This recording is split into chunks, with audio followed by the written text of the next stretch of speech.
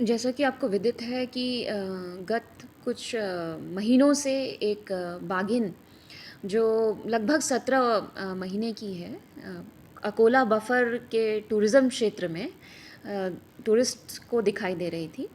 और जब गेहूं का फसल खेत पर खड़ा था, उस दौरान बाघिन का मूवमेंट गांव की ओर नहीं था, क्योंकि मवेशियों को जंगल की ओर प्रायः छोड़ा जाता है।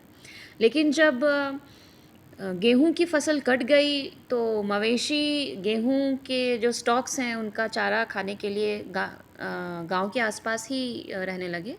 उस दौरान एक बाघिन का मूवमेंट जो है गांव के आसपास, डोभा और बराच गांव के आसपास देखा गया।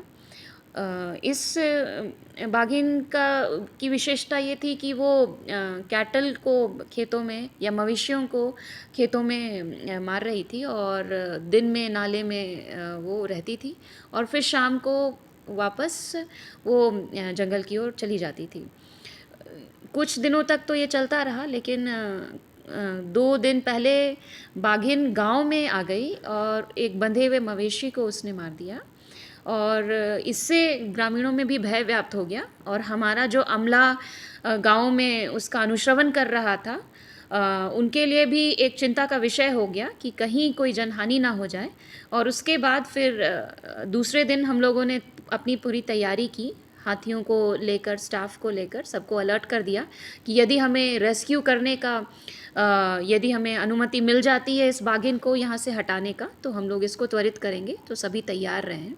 और इसी क्रम में हमने देखा कि दूसरी रात भी उसने 2 बछड़ों को मार दिया, और तीसरे थोड़े अडल्ट जो काफ था उसको भी मारा। तो ऐसी परिस्थिति में ये बिल्कुल निर्णय लेने की अवस्था बन गई कि हमें इसे यहाँ से हटाना ही है। हमने मुख्यालय से इसकी अनुमति मांगी, और इसकी अनुमति भी हमें सुबह सुबह मिल गई। तत्पश्चात हमने सारे हाथियों को कसवाकर उसकी ट्रैकिंग प्रारंभ किया।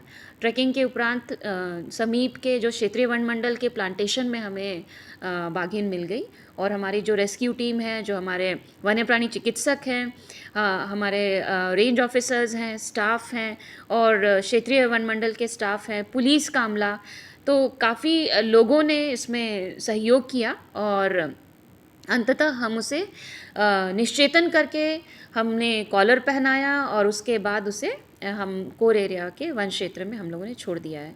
कौन से एरिया में छोड़ा गया है मैम, और कहीं बाहर ले जाने की तैयारी है? यह बड़गड़ी जो हमारा कोर एरिया है उसमें छोड़ा गया है, और वर्तमान में अभी इसे बाहर ले जाने की किसी प्रकार की अनुमति नहीं मिली है।